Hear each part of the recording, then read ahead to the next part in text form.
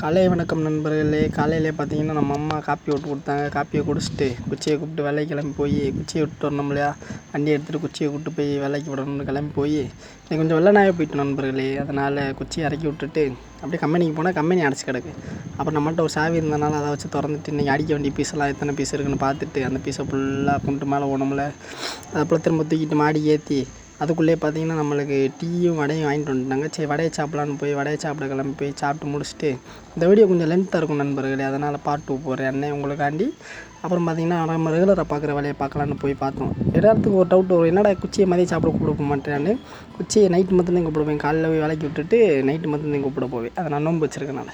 அப்புறம் பார்த்திங்கன்னா அதுக்கடையிலே ஒரு வேலை வந்துருச்சு. 2 மூட்டை தூக்கிட்டு பைக்கில் கொண்டு போய் நூல் வெட்ட போகணும், பிசர் வெட்ட. அந்த போய் போடலான்னு போய் போட்டுட்டு அந்த பீஸை போய் அங்கே போட்டுட்டு அப்புறம் 2 ரிட்டன் வந்துட்டு கம்பெனிக்கு வந்து அந்த வண்டி சாவியை கொடுத்துட்டு நம்ம சாப்பிட போகணும்ல. மணி கிட்டத்தட்ட 2 மணி ஆயிடுச்சுன்னு சொல்லிட்டு நம்ம வண்டியை எடுத்துகிட்டு சாப்பிட கிளம்பி வந்துட்டோம் நண்பர்களே. அடுத்து பார்ட் 2ல் பாக்கிய சொல்கிறேன் நண்பர்களே.